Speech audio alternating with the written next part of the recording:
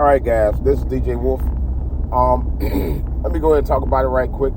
This is regarding several of the specials that I saw regarding the Tulsa Massacre. And I'm going to tell you why I call it the Tulsa Massacre and not a Tulsa riot. And I'm going to tell you the difference. This is DJ Wolf Live.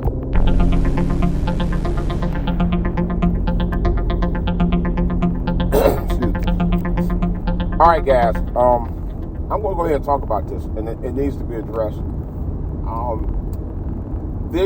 This month, actually, was, I think it was June 1st, if I'm not mistaken, was the 100th anniversary of one of the deadliest massacres since slavery. Definitely one of the deadliest massacres that ever happened in this country. Actually, the deadliest mass murder that ever happened in this country. And that was the Tulsa Massacre. Not the Tulsa riot, the Tulsa Massacre. And the reason why I call it the Tulsa Massacre, because the fact that it was more to do of a massacre, a murder, than a riot. And when I say massacre, these black folks in the Greenwood, Archer Pine neighborhood of Tulsa was a thriving black community. And all they wanted to do was to maintain their own community and business infrastructure. And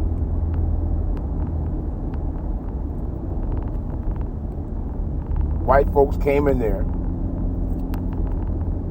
and destroyed it on purpose. So it wasn't a riot. To make it sound like it was a riot, or the state that it was a riot, was the fact that black and white folks just clashed. That's not exactly how it happened. It was actually more or less white folks misled about something that happened.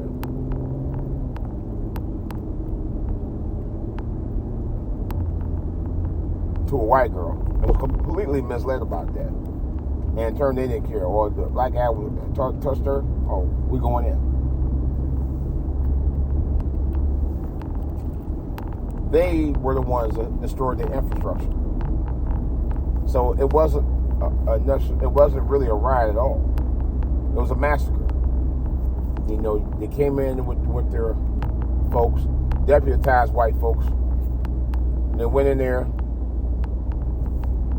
killed men, women, and children. That's a massacre, not a riot. Right? Of course, black men had to defend themselves. What do you want them to do? You know? It was their area, it was their property. They rightfully owned it outright. It was their community. You came and treaded on them with your henchmen and guns and planes. Okay? That joker was definitely state sponsored. I don't care what anybody say. It was definitely state sponsored. Some big funders funded that destruction of that community. No question about that.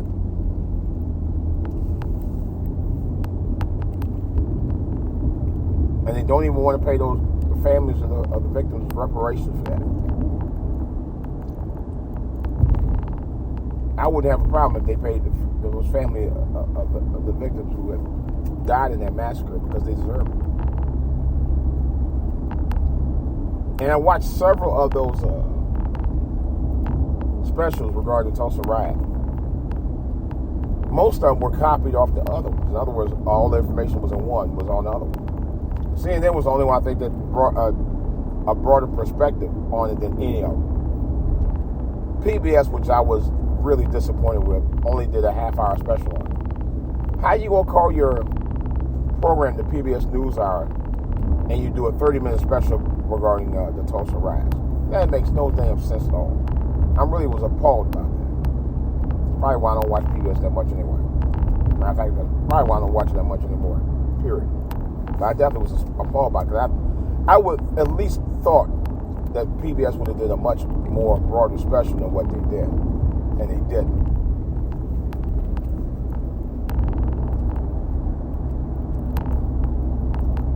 I didn't really like the CBS version of it. I mean, it was decent, but it was more along pandering, and to me, it didn't give a broader perspective like I would have liked it to, considering the host of that special was none other than Gayle King. But she worked well for, so there you go.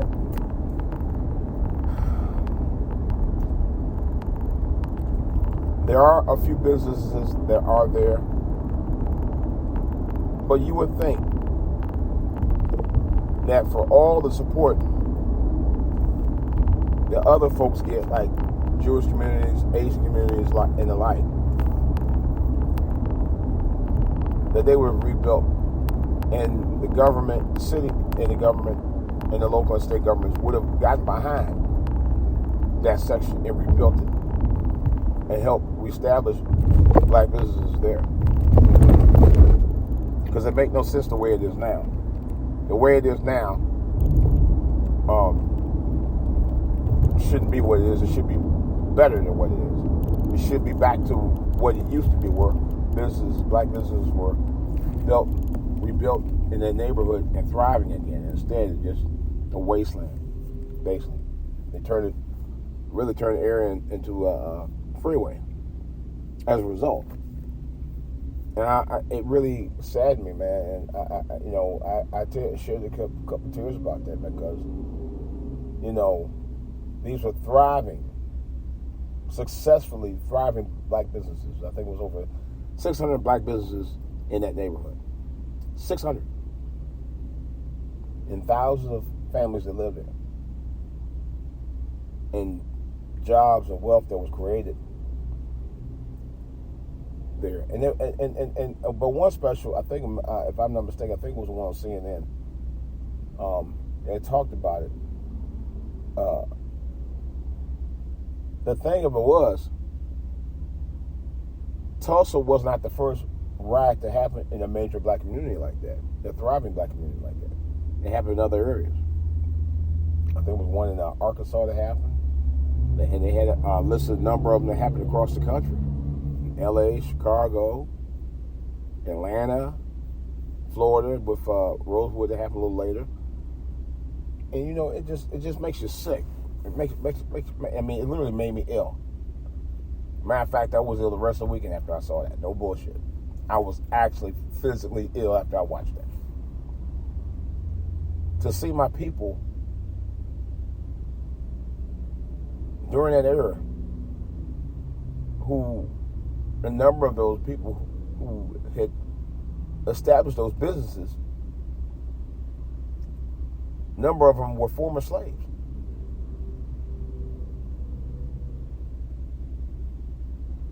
And got out of that mess with slavery and turned around, and to have that happen was bullshit.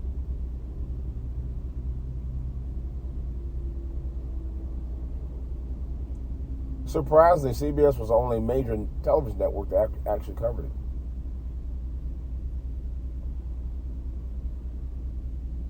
Fox didn't touch it. ABC didn't touch it. NBC didn't touch it. PBS did a half-ass on it, half-ass special about it. I still say that. I didn't even finish watching it, so to me it was a little lame to me. And MSNBC, I think, did one. The two channels who I was surprised didn't do it, for me, matter of fact, I was totally shocked, was BET and TV None, or TV One. And I don't know if there's a new channel called Black News Channel. I don't know if they covered it or not. But neither BET nor TV One even covered it.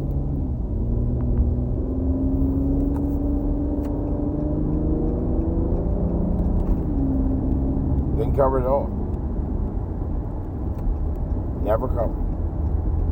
Never hosted. Didn't do anything with it. This fool right here. On this car. On the side, man. Like they want to cut me off. But they never covered it. Never covered it at all. BET or TV1? Yeah. Mm-hmm.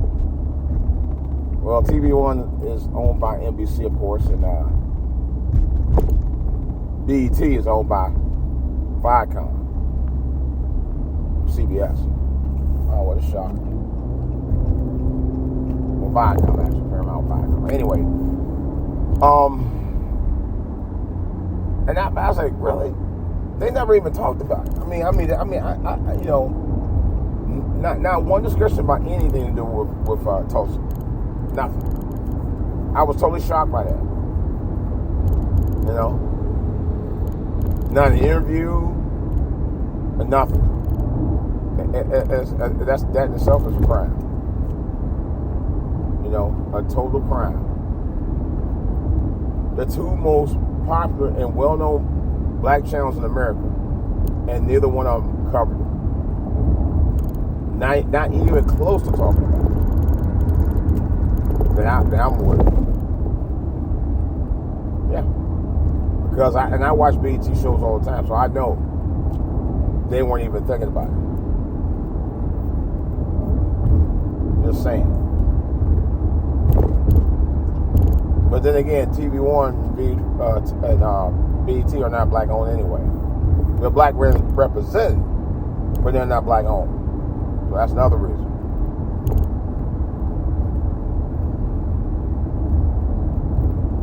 But being black representative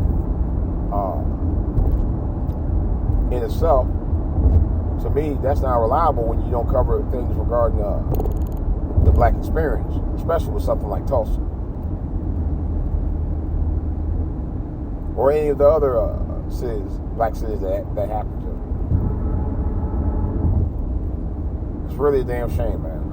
I mean, the other thing that bothers me is that scores of victims that survivors of the massacre, has never really spoke about it until the last couple of years. And I'll be honest with you, up to about 3 years ago, I didn't really know much about it. I know the Gap Band had talked about it in essence in their song,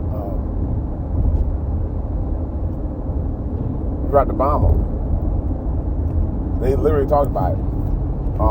I watched a video last year about the meaning behind that song. You know, I just found out about that. I mean, and I do remember them talking about that, why they named this up the Gap Band. They didn't really go into real detail about that, which is probably why I never remembered it. But even they didn't talk about it. And they're from there. And they named themselves after that neighborhood. The Gap Band. A lot of people know that. Yeah.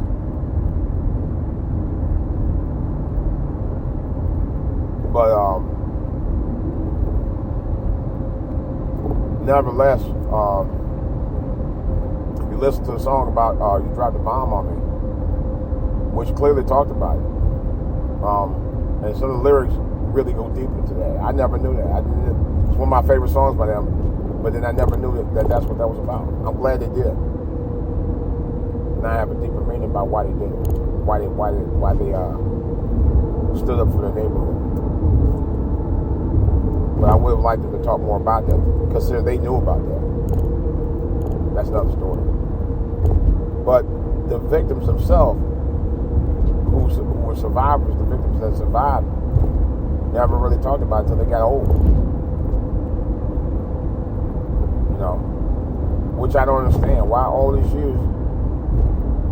You know, this could have been agenda. We could have talked about this a long time ago. If there was any places that really deserve a reparation for what happened, it's them. Because you know, there's those guys. It's that section of Oklahoma.